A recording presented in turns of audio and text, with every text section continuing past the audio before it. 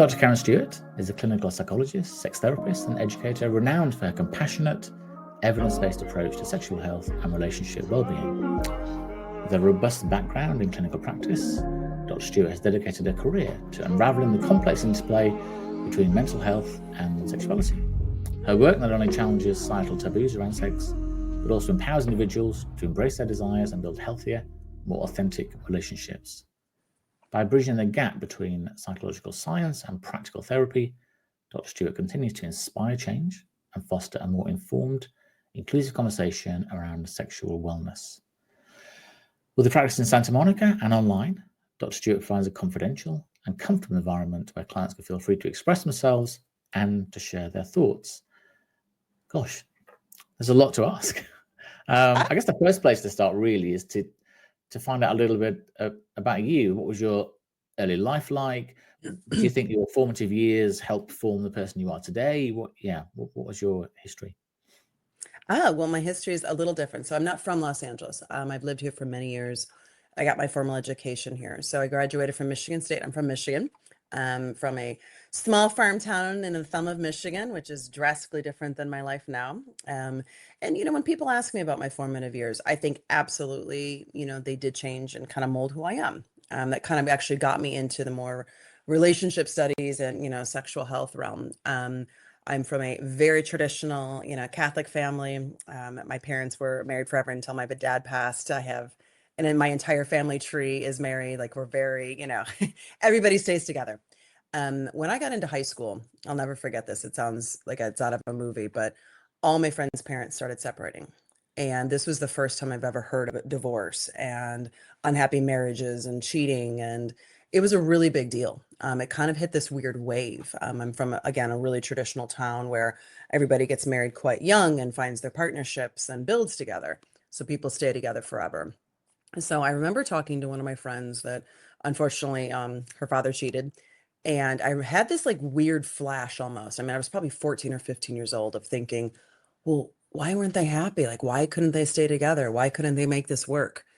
And I swear to you, from that point forward, for the next 30 years, I have kind of built my career on trying to help people stay together, be happier, be healthier in their relationships, and try different avenues, aspects before things got too bad, is kind of the way to put it. So went to Michigan State. I double majored. I thought I was going to be an attorney when I went into school.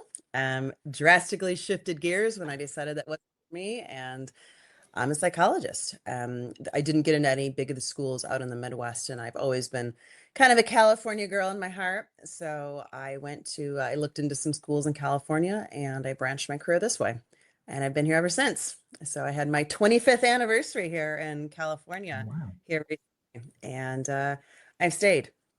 So it's definitely formative to get me from, Midwest country girl to big LA girl, but I still kept my roots. It's kind of the easiest way to put it. It's funny, isn't it? And I often think with people in your line of work, in your space, it often feels to be more of almost as much a calling as opposed to just a profession. And I think, like you say, when you're 14, you think, well, why? And then you just decided, well, that's what I'm going to do. I'm going to be hopefully part of the conversation, part of the solution. And it's, and especially when you've got a loving family that's together around you. So you're seeing it at sort of arm's length, I guess. But I guess you see the pain it causes and want to be, part of the discussion. Sure. I mean, and again, being from a small town, nobody was in therapy. Nobody thought, this was when I moved to California, my grandparents thought I was an alien, because I was 22, I was moving, like, why aren't you getting married and having kids? Because that's what people do. They marry their high school sweetheart, or they go to college and find their partner. And I was the black sheep, for good or for bad. And that's not to say my family didn't support me or love me, but, they found that, going out to this crazy LA, what am I going to learn? Who am I going to be? And, and again, I think that I call myself kind of a chameleon because, I have such a different lifestyle here. But when I go back to Michigan, I'm still that, country girl that, has my family farm down the street, and I can still be Karen, opposed to Dr. Stewart. So no regrets about not becoming an attorney? No regrets. No, I would not think. Well, I It's a think we've probably got too many challenge. lawyers and not enough doctors. So I think, yeah, you probably Yeah, did a good decision. thank you. I know it's a very difficult question to answer, but could you outline what it is you do with your clients and what approach you take to them, and how does it look when a client first comes to you, or a couple first come to you? Well, I specialize in sexual dysfunction and relationships. So that's always the broadest question. People say, well, what does that really mean? I mean, basically, what that means, and the big umbrella statement would be anything in the sexual realm is something we cover. There's a couple of things that I don't technically specialize in or I would farm out, but for the most part, I deal with anything from desire disorders, either lack of desire, mismatched desire, infidelity, premature ejaculation, orgasm disorders. So when somebody's on my couch, whether that is an individual or a couple, the first thing we have to do is get some history. So I like to make sure that I build rapport with them. This is a very sensitive topic, and you have to make sure that, I just don't have you sit down like, no, hi, Andrew, nice to meet you. So tell me why you're here today. I want to get to know you a little bit, and helps people. It's not like going to your dermatologist that like, look, I have a rash on my elbow. How do we fix this? And you're out the door in 15 minutes. So it's a relationship. We have to get started. We have to find some common ground, and then we get into the problem. So, it's kind of a corny way to put it, but I like to match my clients where they are. Whatever language they use, I will mirror that back. The speed that they're going, I will match that.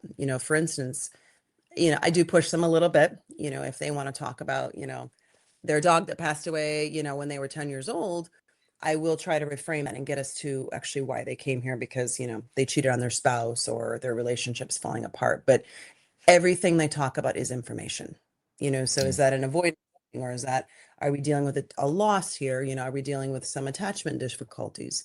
So I try to find the clients where they are.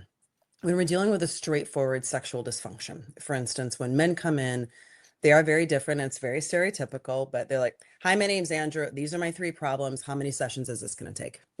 And that's challenging as a psychologist, because, it sounds like a canned answer, but I don't know. I don't know if you're going to be here for 4 sessions or 18 sessions. I don't know how this is going to work. So we get to, I also understand that a lot of people want homework, especially when they have a very concrete thing.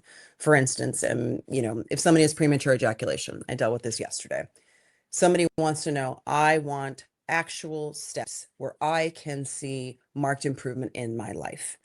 Working with something like that is actually considerably easier than something, for instance, say like an emotional affair. An emotional affair could have started 20 years ago or started 15 minutes ago at the Starbucks.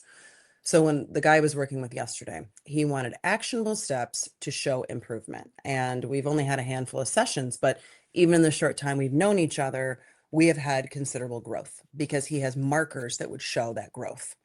So you're right. It is a hard question because every case is different, but blending things there. I think one thing that I'm different than a lot of other therapists is that I'm very comfortable in my own skin. I'm comfortable with my patients, and I will ask the hard questions. I will provoke people to hopefully open up a little bit, especially in couples work. It's by far my favorite work because it goes so fast. It's so much more interesting because you're hearing 2 different perspectives, and you know, you would assume in the stereotypical way, like if you've seen couples therapy either in real life or on TV, it's often, the louder, bigger one is the one that's focused on. But I will often help try to calm that one to say, maybe it's, the female will say, okay, hold on a second, so Mr. So-and-so, how do you feel right now that this is the way your wife's speaking to you in public? You don't know me. This is how she talks to you. Is this how she speaks to you at home? And kind of dive in and like pay attention to those little details. Pay attention to, I noticed you've been fiddling with your purse for a while. Is there something interesting in your purse? Or are you trying, so I pay attention. I almost feel that I'm kind of like, it's almost like a movie in front of me that, if you pay attention to all the background, you can always figure out the story, right? So, and that's kind of how I see my role. Do you often find if you see couples that one couple is it's all leading the desire to have therapy. So not the one person's dragged the other one along, but do they both come bounding in? Hey, fix us both, or is it one? Okay, well, I've been told to come here, and it's Sure. does it sound, Sure. do one person tend to lead? Absolutely. I think it all depends on why somebody's coming in, but always somebody will call me. And how I even the playing field is, let's just say, Sally and Joe come in. So Sally calls me and says, look, Joe and I have had a really difficult time in our marriage. We're having sex maybe twice a year at this point. I'm afraid I'm going to leave him. What am I going to do? We need an appointment as soon as possible. I always do her mini intake on the phone. And then I always do want to talk to him if possible, because I want to hear his take. I want to hear his take because it's shocking when I call Joe and he'll say, I think we're fine. Yeah, things are a little different. I'm a little more quiet. She's annoying, but, let's see what happens. So I get both of their stories. The biggest part of couples work that I really stand behind is I do not keep secrets. So if Joe calls me tomorrow and says, look, full disclosure, she's right. I have been sleeping with my secretary for 6 months. Don't say anything, because that's the feedback I need to hear in the background. If somebody's coming in, clearly Sally is the one who wants the therapy, wants the change. I can't hold that information that Joe has a friend, but I will strongly encourage Joe to talk about said friend. But yeah, of course, I think we're all in almost every couple, there's always one that wants to push a little bit harder for the couple's work. But shockingly, in my silly example here, Sally was the one who called, Joe's the one who's showing up. Joe will often come up with a lot he has to talk about. And that part I do love. And I will even point that out, maybe in session 3 or 4, say, Joe, I thank you again for being so open and honest. I know this wasn't your idea. I know this wasn't exactly where you wanted to be on a Tuesday afternoon, but look what we're talking about. Look how much you guys have changed or haven't changed, and, kind of take it from there. And you said before that it tends to be the emotional ones, as opposed to the sort of physical ones that are more challenges. Whether somebody's has an affair, or is thinking about an affair, or is in the midst of an affair. Did people? It's just a stupid question, but so can people stay together happily once something like that's happened in a marriage? I truly believe that people can survive affairs. I really do. Physical or emotional affairs. In my, maybe personal belief system / experience, I think emotional affairs are more challenging because it is fascinating to me that we have I call it the oopsie affair, right? If one partner goes out, they have the crazy hen do or stag do or, whatever, they accidentally, hook up with some stranger, never happen again, whatnot. Okay. It's a blip in the radar opposed to an emotional affair that might be, talking about things that are heartbreaking for the other person. For instance, in my silly couple, Sally and Joe, if Sally is telling her coworker, what she did this weekend, what she had for lunch today, she's really sad about that meeting that went poorly at work, and her husband has no idea about any of this. The partner that was betrayed often feels really betrayed because they're holding back on something that seems so minuscule, but your partner chose to tell somebody else that. Your partner chose to tell, and it could get very deep, get into dark secrets. It can get into childhood traumas or, things that you wouldn't normally tell somebody, but they felt so close. And often there's love involved in that. Physical affairs can be the same. I've unfortunately known a couple, fortunately and unfortunately known a couple that, one of them was having a double life for years. They had a physical affair. It was a very regular appointment, for instance, the first Friday of every month for the last 5 years. And can the couple get over that? It's hard. Is it possible? Yeah. I'll tell you about one couple if you're interested in kind of like a real life. I have a couple right now that she's having an affair. She's very open to me. I'm supposedly literally the only person in the world who knows. And just from what I've never met the husband, from what she's telling me, I'm positive the husband has an idea. Just from some of the conversations, some of the fights he picks, I have told her this almost every session.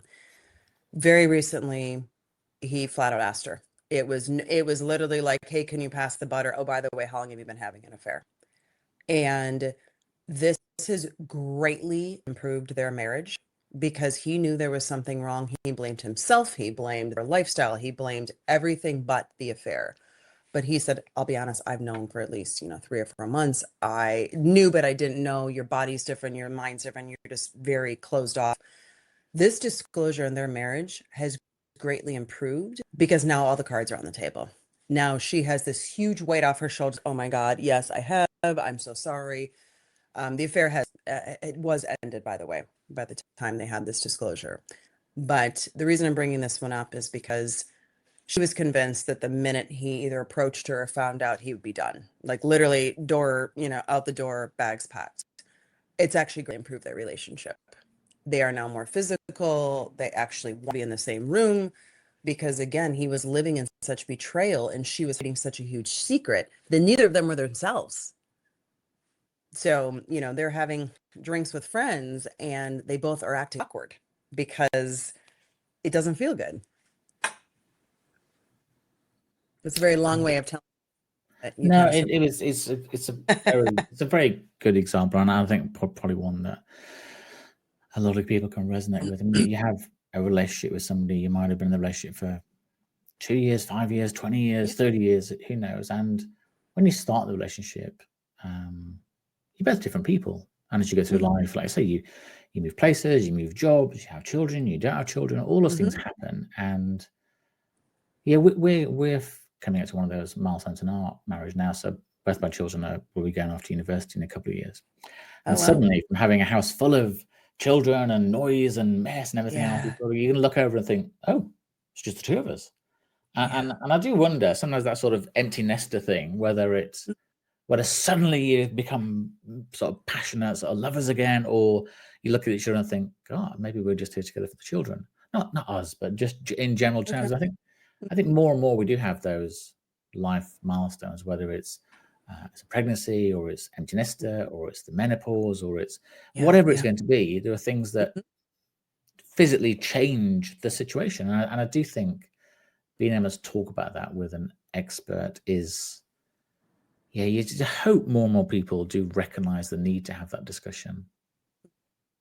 I love the example of empty nesters because I think your example is so poignant and so real for so many people, that you've been in this house with all these people, with all this energy, this excitement, the plans, this kid's going this way, this kid's going this way, this one's bringing its friends over, this one's annoying. And it's true though, right? It is. And you and your partner, your wife are sitting there and like you said, all of a sudden you look over, you're like, oh shit, you're here too. Hi, nice to. No, truly. And I've seen this so many times. I actually just had a really wonderful interview a couple months ago about this, that I think it is such a perfect place. And obviously I'm biased, a perfect place, preferably a year or so before you're an empty nester, to really start talking about these things, whether it's with a professional or by yourself, because it's a massive chapter closing in your lives and a massive chapter opening. So like to your point, you could either become, are we going to be lovers? Are we going to be, sitting around having a drink at noon in our boxers because we can? Or is it going to be, wow, we haven't had a proper unification, a talk, I don't really even know what you do all day type situation. And these are the hard questions. And these are the ones that, some couples really strive. Some couples think, you know what, we love our kids so much. It's going to be so fun to go visit them. But my God, it's going to be nice to not have to run to, this appointment, this camp, this. Finances can open up for certain couples. Or again, to your point, it could be a very challenging time of, wow, were we just really doing this for the last X years to get the kids out of the house? And if it is the latter, that's the time to really decide on your relationship. Okay, what I would tell people in that situation, if somebody's like, look, I'm going to be straight. Our kids are 15 and 17, and I've been here for probably 3 to 5 years because I don't want, I want my kids to be in a home together. That's the time to start talking about that. What got you to this place? Why did you decide 3, 5 years ago that this partner might not be for me, but I want my family?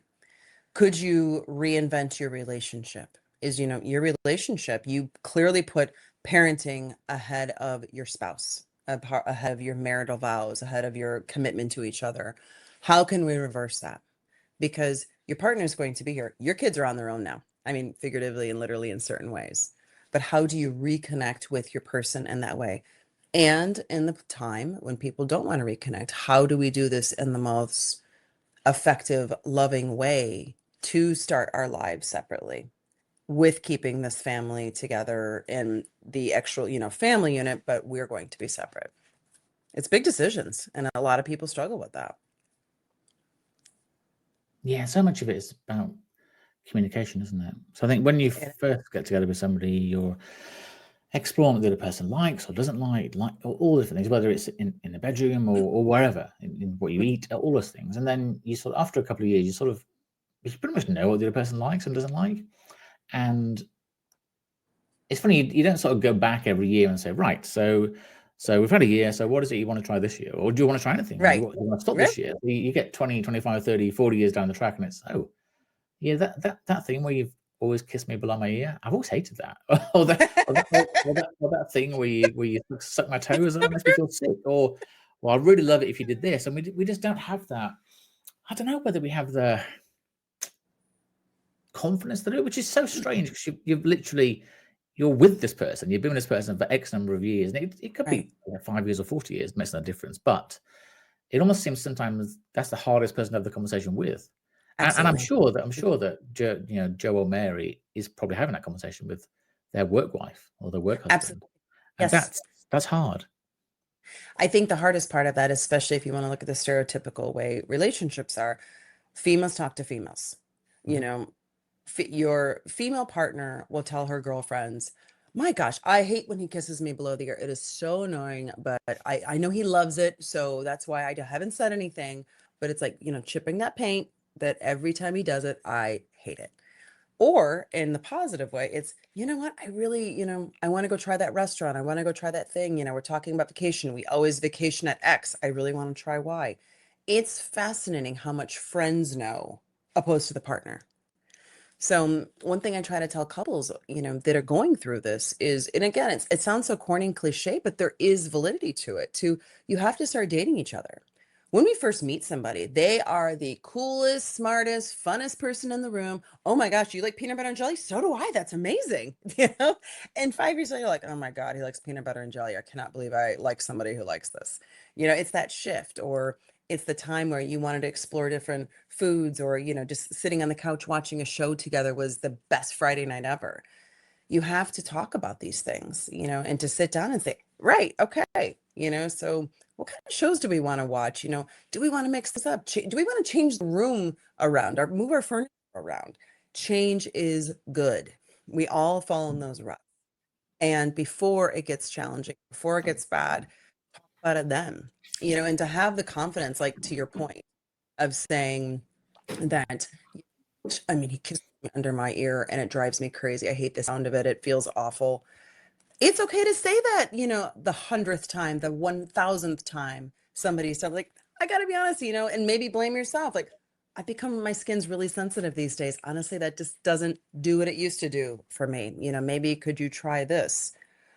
I always recommend talking to somebody with sensitivity, because that person's often going to be blindsided, saying, I thought you always loved when I kissed you, under your ear. Like, what are you talking about? Who are you? I don't even know who you are. I'm like, well, I haven't liked it in 5 years, but I just never said anything. Communication's key. I know, again, that's one of those, kind of textbook type things to say, but it's true. We can't read our partner's mind. And also to communication, if you're talking to your friends, your girlfriends, your work wife about something, that should be a big indicator to you that you really have to talk about that to your partner. I think, yeah, sensitivity is key. I had a friend, and her husband had done something. I just know what it was, kissing the back of her knee or something that she come to sort of hate, and it was, she could sort of talk about it and was building up and building up and building up. And I think it happened one night, and rather than saying that, she just, I hate it, get off me, get off me. She didn't, which is never gonna be great. handled that well.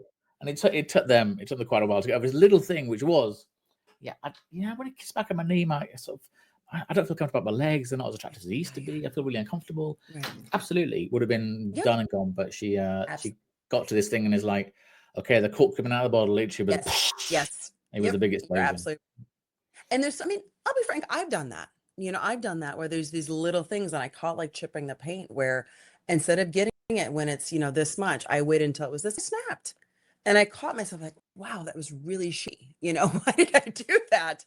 But to your point, I should have said something 6 months ago, 2 years ago, when it started bothering me.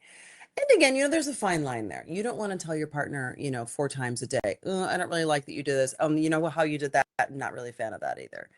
Let's pick our battles here. Okay. If it really is something like, kissing on the knees and I'm uncomfortable, my legs are sensitive, or I just not feeling great about my body right now, talk about that. I also encourage people to not talk about that in the bedroom. If it literally, to your point, like with your friend in the middle of the act of probably going to be of a buzzkill, but maybe after, maybe the next day, it's like, hey, that was really fun last night. But maybe we could try to do something a little bit, because I'm just so sensitive these days behind my legs, or, I've been struggling with my legs. They really bother me. So, let's stick with my arms instead. Something like that. It's like food, isn't it? If you're in the middle of a meal that somebody's lovingly prepared, you don't want to say in the middle of the meal that it's not an assault there, or no, you're probably going to end up wearing the meal. Say something afterwards. But yeah, I think in the moment. And one thing I wanted to touch on, and interesting on your view as to whether or not this is cheating or not. And that isn't actually the question, but I'll ask you the question, then we'll come on to is it cheating or not. So there's a lot of research out there now that shows that young people, particularly young boys, get their first access to porn of all types between the age of 12 and 13, which is it's a long time before people are ready to understand what a relationship is. Absolutely. So first of all, I wanted to understand, how do you think this early access to porn, and for this generation, changes expectations and behaviors? And then I guess the parallel question is spending time with porn on OnlyFans or whatever, is that a form of cheating? To your first point about the 12, 13, 14-year-old boys watching porn, I really have a big problem with this. I think if you want to put these big labels, the Gen Zs are very different, and they're very different sexualized than, we were, where, way back in the day, stealing, dad's Playboy, or even, truly, I mean, that was access, or that, that one, guy in the playground grabbed, dad's video that was hiding under the bed. You can literally see anything you've ever thought of and 10 times more on porn. And I think this is really skewing how these young boys vision women, vision what sex is, vision how their sexuality is. That, I mean, I work with adolescents very often. I work with late adolescents, but not 13, 14s.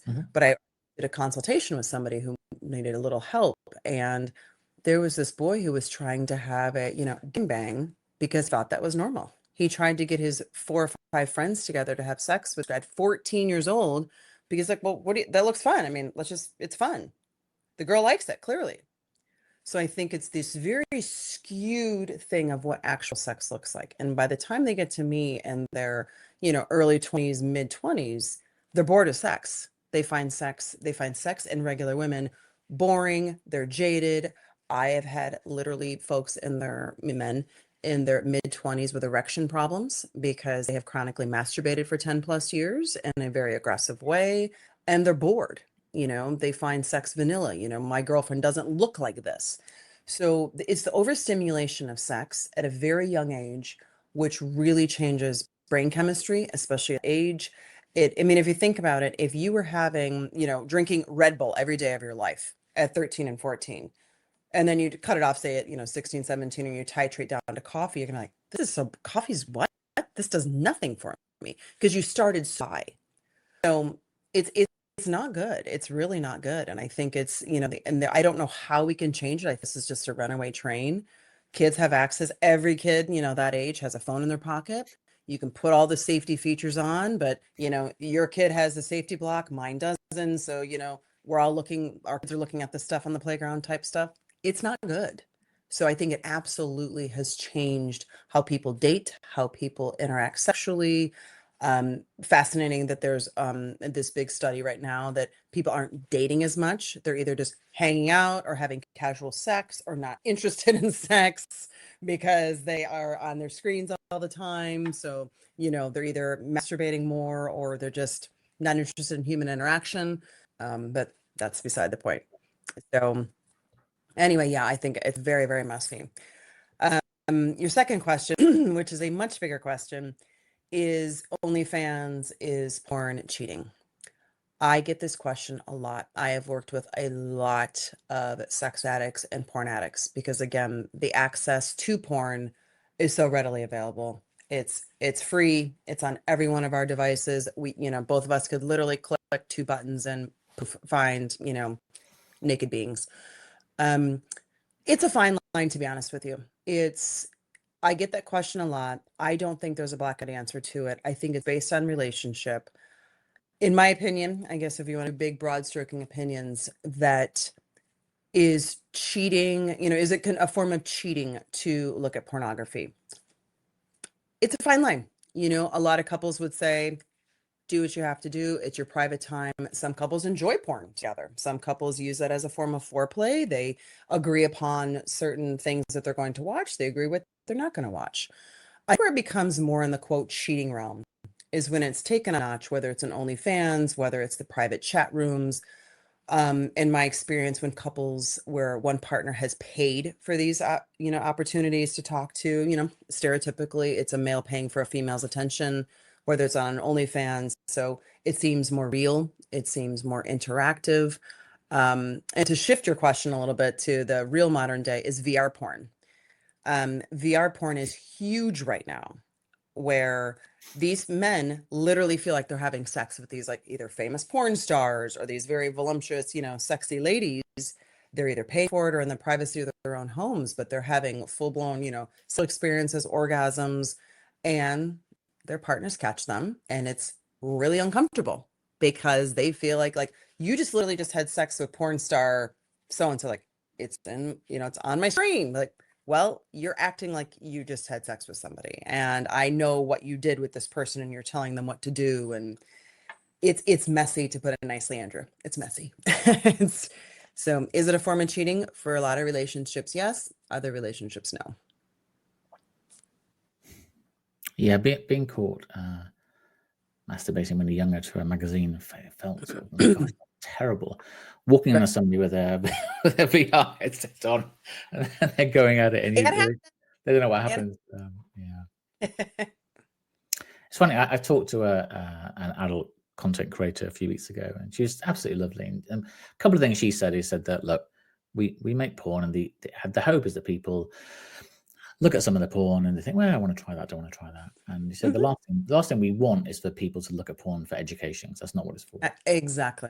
And then the second thing she said, and this is slightly more humorous, so that she did a VR scene the day before, and said the poor guy, he had to wear this like huge headset.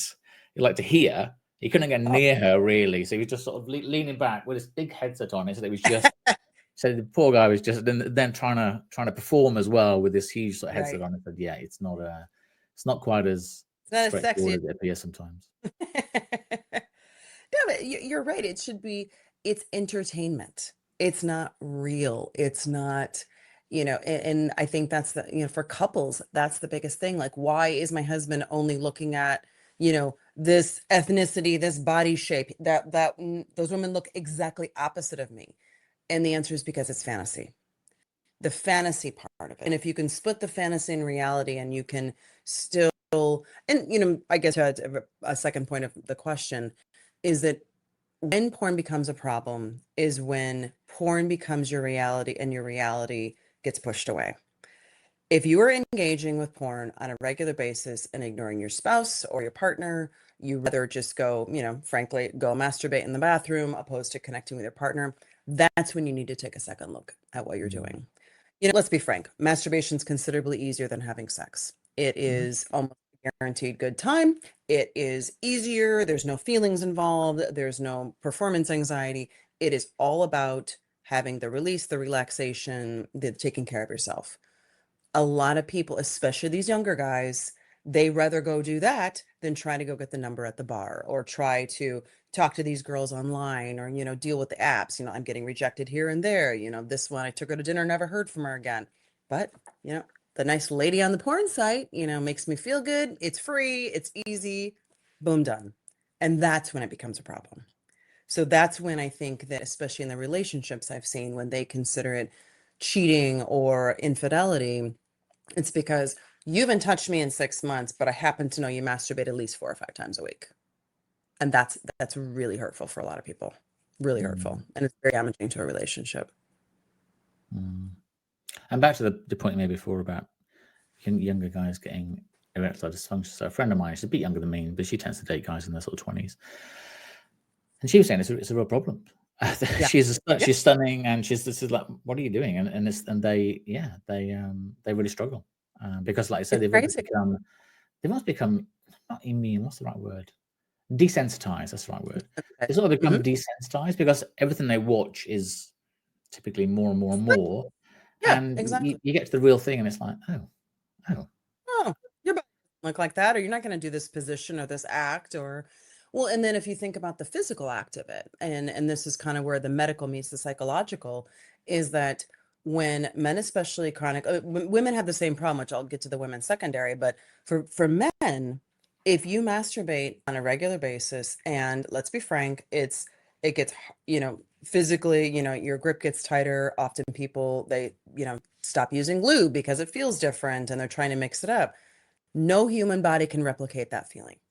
And so nerve endings get a little more dull. And sometimes people will literally report, like, I literally can't feel my penis. Like, I mean, if you smacked me right now, yeah, I'm going to feel it. But, when I enter my partner, I kind of feel nothing because they are so used to masturbating. So telling somebody who chronically masturbates, well, you have to abstain for 30 days. I mean, you might as well tell them, they'd rather go to prison. But it's true. You have to desensitize yourself. Same thing with females, resensitize yourself. With females that use a lot of the crazy, vibrators, internal, external vibrators. If you use those long enough on a regular basis, you can desensitize yourself because no partner, not even yourself, is going to be able to replicate that stimulation.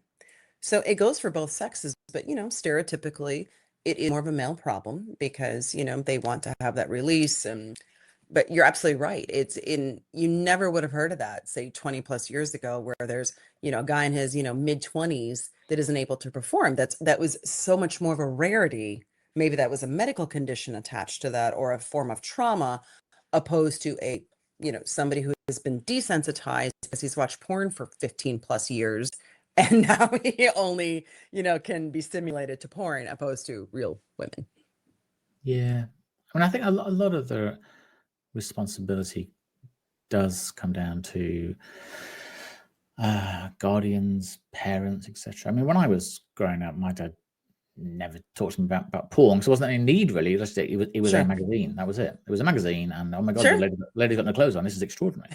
And that was it. And he talked to me about sex and the general things about consent, I think, which is really important. But what I found with my son, I had the conversation about porn and about explaining that it's not real. It is a film. It is entertainment. It is also a huge business. I mean, I think between the top 5 porn sites, they get something like 10 or 11 billion hits a month, and that isn't everybody clicking on that by mistake.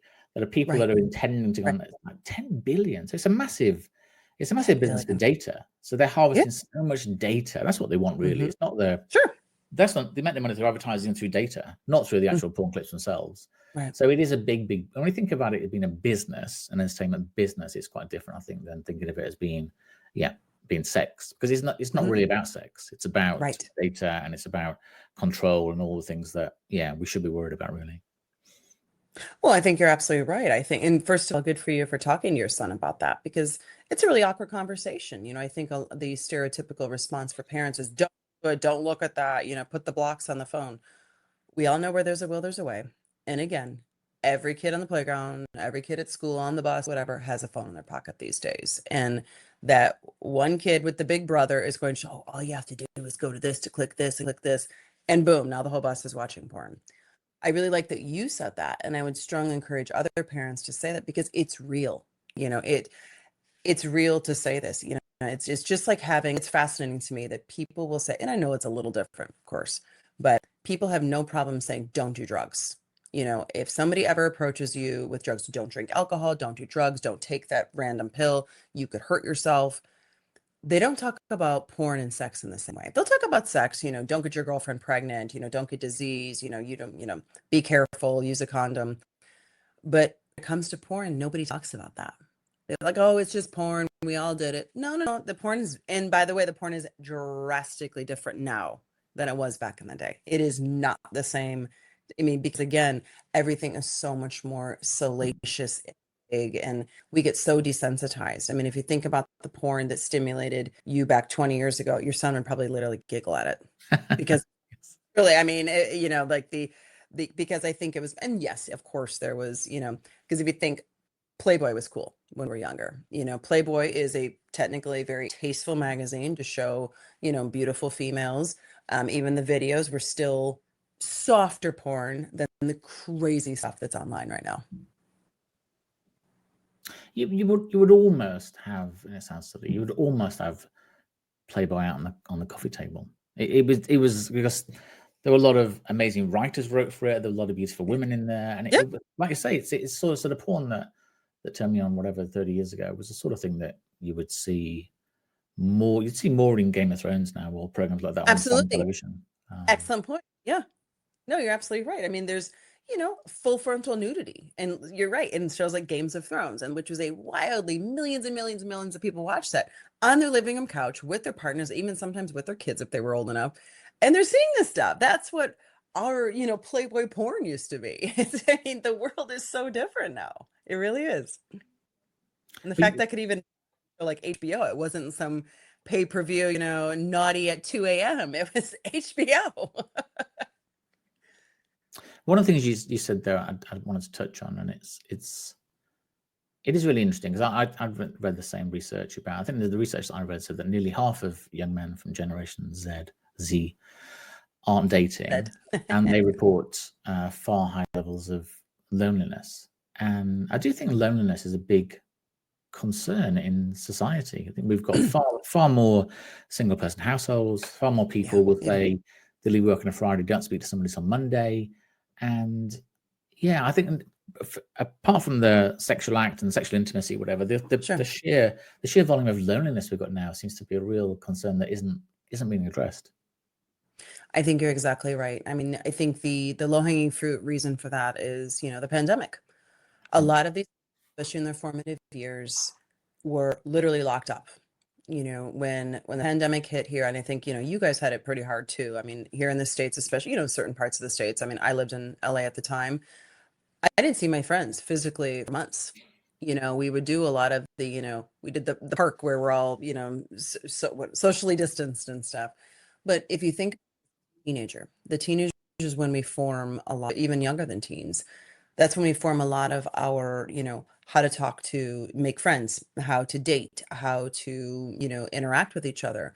And then add that in with, social media and the use of phones. Like a lot of these kids, all the kids right now don't know a life without cell phones, don't know a life without like the iPhone, where again, you have access to it. Like cell phones back in the day were, they weren't little computers, they weren't televisions, they weren't, connected in that way. So you're absolutely right that I think people have become so cocooned. It's this whole societal thing where we cocoon in instead of go out. And this is how people date, instead of, like I witnessed it with my niece. I said, oh, so, look, I'm talking to someone. As a teenager, I'm talking to like, oh, well, are you guys going to the movie? It's like, no, movie, no. Like I'm an alien for asking if they're going to go have a meal together. But the factor of adding loneliness into the new way people communicate, I think, there has to be a way we can try to change this, and I think it has to come from maybe the school systems, or I hate to say with parenting, of like almost pseudo forcing your kids to leave the house instead of talking on, I'm going to go talk to Andrew for 2 hours. Go over to his house, spend some time together, go out for a meal, go out for a movie, go do something fun, go ride your bike, do something active, because you're absolutely right. Like it's a very different generation of people that almost don't want physical touch. They're almost like pseudo afraid. And I know this is probably getting a little political, but I think the pandemic also made it almost we were afraid to be around people for a while. And when the gates open, and we're like, yay, let's go make friends. But we as adults already knew had those skills. When you don't have those skills and you're like, oh, okay, so I've been basically cooped up for 2 years, and now you expect me to go on a date with a real person in real life, that sounds scary as hell. So we have definitely seen that here. I've seen it with my friends that have had older teenagers, early 20s, and their dating style is very different than it has been in different generations. And it's funny because we part of the phase of growing up when you're early, mid-teens, etc., is that you're going to ask somebody to the prom or ask somebody to go bowling or for a drink or whatever, and they say no. And you've got to. They probably didn't say no to you, but they say no. Come on. It's part of life to handle that because. Yeah. But if it's constantly on a dating app, you're just swiping and no isn't no in the same sense. So you haven't had to, roll with the punches really. You've sort of, so when you do actually say, well, you're gonna meet that person in real life, it's like, well, why would I put myself up for that possibility of being turned down? Why would I do that when I can just have this conversation? I can be sexting or whatever online. It's interesting. You don't want to put yourself out there for fear of rejection, I guess, which is I really do think that's wholly pandemic driven, that we just didn't see anybody outside of our close family for. Here it was 18 months, 2 years, and it's a big knock-on effect. Yeah. Well, to your point about the rejection piece, the online dating world is, well, dating in general is rampant with different forms of social rejection, which is ghosting, or you've been talking to somebody online for 2 weeks and all of a sudden you're blocked. You're not a connection anymore. Like, what the hell? We've been talking for an hour every day for the last 10 days. Where'd you go? And there really is a huge psychological implication with that, opposed to, you're right. Like if you walk up to a nice girl at the coffee shop, like, hey, can I get you? And I'd be like, oh, no, thanks. That is a form of rejection, but also, talking to somebody online, or if you swipe on somebody. I think what we're talking about is also there's such a volume of people these days. When you're online, you could be talking to 15 people at one time. You could wake up tomorrow and have 10 more and have 10 more people or 10 less people, or the world is so much smaller now. The world is so much smaller that you can literally, it's an endless supply of people, but when you go in the real world, it's much more selective and it's much more scary. So, because again, exactly like that, rejection hurts. It doesn't feel good, but it's also a part of life. You're going to get, you're not going to get that job you wanted. You're not going to get the guy you wanted, the girl you wanted, but that's all part of life too. We all have to have those experiences. And I think it really forms us in a lot of different ways to be able to deal with the real world. I think these kids are quite sheltered in certain ways now. It's fascinating you say that. I talked to a psychologist a few months ago, and she was talking about two different people. So there's one person that's gone through school, has always got straight A's, was on a football team, or was a cheerleader, went to college, got great grades, was in a fraternity, went and got the great job, and nothing's ever been hard for that person. They've sort of gone through life, it's all been great. The other person B, has sort of struggled to get the grades, got some B's, some C's, but managed it. It was always the third string quarterback for the team, or was a sort of reserve cheerleader. Got to college, maybe not the one he wanted to, had a job, was progressing and doing okay, and left the job, got made redundant, went to do the job, whatever. And then when the first person, maybe it's 25, 30, 35, when that person gets their first knockback, or they're turned down for promotion, or they're overlooked, or they're whatever, she said that person, that stream, but finds it much, much, much harder to handle that, because they haven't had the small rejections or the small knockbacks. Absolutely. Suddenly this big one, but I was going to be the next VP, and you've given it to this guy 3 years younger than me. But the other guy that's had the rejection actually is more aware, more prepared, more ready. And I thought it was just really interesting how, when we encounter rejection and the scale of it, how that impacts us much later on in life than just our teenage years. I completely agree with that. I think that and that's exactly why, if you want to get into like parenting, but this idea of, every kid on the team gets a little trophy, the participation trophies. And, there's a lot of mixed feelings about that. But that's the person exactly who you're talking about. If it's frankly, my kid's the worst kid in the baseball team, but he still tried. That's great. But it's also okay to feel that rejection. It's also okay to not be picked for the big team or to lose. I mean, all these new schools that are like, well, we playing baseball, but we're not keeping score. Like, there has to be a winner and loser, because there is a winner and loser. And there's a winner and loser in everything. There's a winner and loser in the person you date, the promotion, the job offer, whatever it may be. You have to have those little feelings, and especially in the formative years. So when you lose that baseball game and maybe you cry, you're upset, you hopefully have your guardians and your parents and your friends around you to say, hey, it's going to be okay, we'll get the next one, type thing, opposed to being 25, like you said, and I didn't get the promotion, and now you literally don't know how to contain yourself. You don't have the history and experience to say it's going to be okay. It turns into this kind of like devastating fall for these folks. You must have in your practice, sadly, people that represent with trauma they're ready to discuss, or they've been negatively conditioned around sex, and they had a very strict upbringing. And how do you help start the healing process in those? I don't know, it's such a general question, but how do you help people sort of get past what they might have had burnt into them as a strict Mormon, or somebody that had to go through trauma as a child, whatever? How do you help them get past that? When you were asking the question, I was thinking about like religiosity versus different forms of trauma. Sexual abuse and sexual trauma is so formative to so many people, and it is heartbreaking because you have to literally retrain your brain to think that sex is okay, sex is a loving act, sex is pleasurable, opposed to what you learned. You literally learned and were conditioned to, this is a violation, this makes my mind feel bad, my body feel bad, this person is bad. It's literally a shift. And when you add religiosity into it to say, you're bad, you can't, God hates you, God will punish you, you can do this.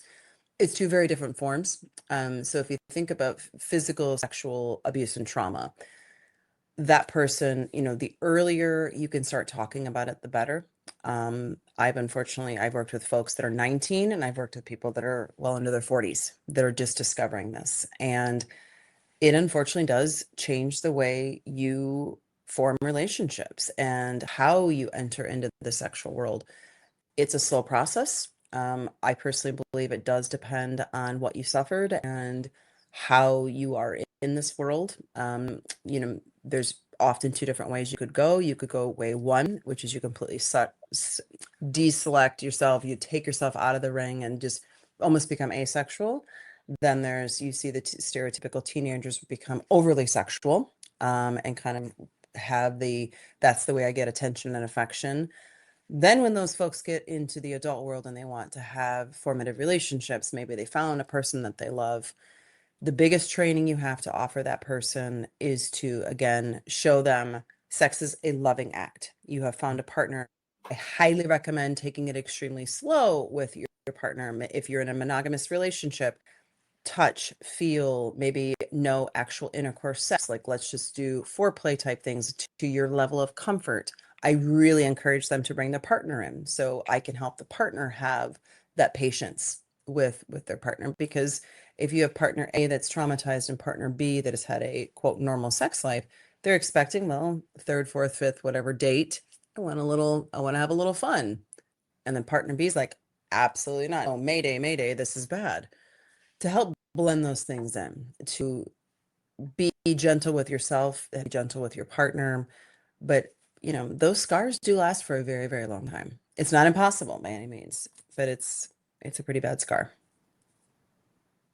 It must be a very joyous occasion when somebody does feel they made the breakthrough and that they are in a committed, loving, safe relationship, and you've been part of that. It must feel, and there's not a lot of jobs that you do that actually you really have truly helped somebody. So, and it must feel good. I have a job that I take a lot. I, have heard probably everything you've ever could think of, and it's a very thankless job in certain ways. But when we're thanked with, literally or figuratively, it is, to your point, it's the greatest feeling in the world. And if I could share one little story with you about a thankful moment, I had a woman who suffered with severe sexual trauma from her early teens, we'll say, for 5 to 7 years, very severe sexual abuse and trauma. She had experimented with other partners, whatnot, in her adult life. Long story short, she met her partner. She had not had sex with her partner. She was 28. She had not had sex with her partner. They were married for 1 year and they still were not sexual because of her traumas. And throughout our work, it gives me goosebumps. Throughout our work, I took that woman from literally being a virgin on her wedding day to getting pregnant. And we actually stopped our work, but she got pregnant, but she sent me a picture of her pregnant. And it was that feeling like that is the ultimate, thank you that she went. And, it was a lot of work. It was physically and mentally challenging for me because hearing her stories and just this wonderful woman that, you hear these horrific things that have happened to her and the patience of her husband to get them to this place. But it's a very big example of my work that I will remember for my entire life. And I don't know if I could get a better one than that. But it was to your point, it was a huge thank you, and I don't get a lot of those. And that's what I was going to ask next, really, was that I guess by the nature of what you do, you have to sort of give of yourself, and like, so you are hearing some at times. I'm sure at times you hear some amusing things, but a lot of time you hear traumatic things or difficult things Sure. or painful things. Sure. How do you protect your own mental and physical well-being? Because if you can't show up as the best version of yourself, you're not being supportive of the people that come and see you, but obviously your partner as well, your husband, you want to be there for him as well, and you want to be there for. How do you protect your own mental and physical well-being? The kind of easy answer is I've been doing this for a long time, even though I'm relatively young, but I had to learn very, very early on to compartmentalize that I have to leave my work at the office. I have to, when that session's done, I mean, I'm not a robot. So of course I still think about that patient I had, 2 hours ago, or I'm on vacation thinking about but you have to compartmentalize, and I have to make myself a priority once, I leave the office. I set pretty good boundaries with that, I mean, I am available, fortunately, on weekends and whatnot, but I have a pretty strict schedule with, I'm in my own therapy. I have, work out a lot. I do find joy in many, many things. Like, I am available for my husband, for my girlfriends, for my family. I take care of myself. I make sure that it's really important to me to travel, which is, I do believe in that escapism of truly shutting down. In my work, you're right. I mean, it's kind of a 24/7 job in certain ways, because again, it's not seeing the patient with a, rash on their elbow. I'm dealing with big stuff. Sometimes I'm not dealing with as big as, to be honest with you, but I have to make myself a priority, and it's funny. I think I told you that, I don't live with my husband yet. We're working on it. And one of the things we've had to learn when he's here visiting is that I'm so used to coming home and just shutting down. I can't leave a session at 7 p.m. and at 7:10, like, hey, how's your day? I need my downtime. I need quiet. I need to kind of just be with myself, be with my pets, be with my glass of wine, my silly show, to just unwind, because I have to do that for myself. I have to do it for my work. I have to do it for the people around me. So, I tried really hard to compartmentalize and, leave my work elsewhere, and B, make sure that I do have life balance. It's all the cliche things like, make sure you walk every day, take your vitamin, meditate. I do all those things because I have to. I've been doing this for a long time, for being somebody relatively young, and it's a challenging job, but I truly, truly love what I do. I think I do a pretty good job at it, and if I keep up at this pace, I will be able to do this for a long time. Maybe not to the level I'm doing it now, but by keeping those boundaries around my life and my work life, I think I'll be much more successful than if I wasn't able to. And just finally, if someone is listening to this and they've been considering going to talk to somebody that's a little bit nervous, a little bit hesitant, what would you say to that person? You know, what's great about talking to a therapist or a different form is that, you know, a lot of the things I hear like, oh, I can just talk to my best friend. The best part of talking to a professional is it's all about you. You you report the story, you have the narrative. You know, this person the professional you're speaking to doesn't know anything about you except what you report. They don't know your partner or your family member or your mom or your neighbor. It's all about you. And that might be the only hour you have all week or every other week, whatever it is, that is all about you. And I strongly encourage everybody that if you've ever thought about therapy, make the commitment to yourself. Yes, therapy can be expensive. It is a time commitment, it's a financial commitment, it's a huge emotional commitment. But the things you might learn about yourself and the different coping skills or the different reflections or, you know, interventions you might experience are completely valuable for you. And I really understand how scary it is to walk in. And the best advice I can give is because, you know, people are nervous when they sit on that couch, like, oh, so what do I do? Like, you tell me what you want to talk about. You know, you might come in with problem X, but we're actually going to talk about Y. Get comfortable with yourself. You know, kind of set the pace, you know, and try to do it sooner than later. You know, if you start feeling bumps in the road with your relationship, talk to your partner about it. Talk to you, but like, hey, I got to be honest, I've been feeling really distant lately. You know, I think we need to talk about this stuff. It's never quote too late, but you know, the cliche thing is to say is try to go now before it's too late, whether that's with, you know, individuals or with couples. And there's plenty of different types of therapies out there. You know, you can go with the traditional, you know, psychotherapist, you could go to a religious therapist. But again, the biggest thing I would say is it's not just like your best friend.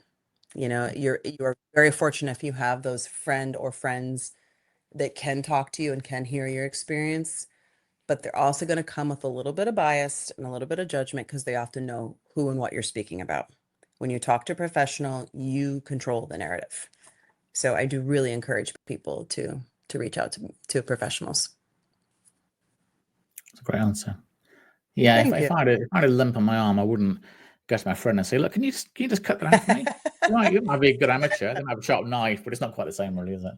Well, Yeah. and but I mean, with my work, people will say, "Well, you know, oh my gosh, I don't want to go somewhere once a week. I mean, it's expensive. It's this." I mean, my best friend's great. Right. I mean, I have a great best friend. She's fantastic. But she knows my husband, she knows my mom, she knows my neighbor, she knows you name it. So she knows who I'm talking about. She knows the players, she knows my history. My therapist doesn't know any of these people. So it's a much more unbiased, non-judgmental, you know, and it's about me. It's my experience. You know, so okay, you know, okay, you got in the fight with that person. So well, maybe you could have done this and this, opposed to my best friend who's like, yeah, he was wrong. You're right. It's a different vibe. Thank you so much for your time. You've been incredibly open, and I can see why clients say enjoy coming to you, but enjoy the results of coming to you. I think that's probably the Thank right way you to so much. put it. Yeah, enjoy the day, and yeah, again, just thank you for spending the time. Thank you. I really enjoyed this. Thank you.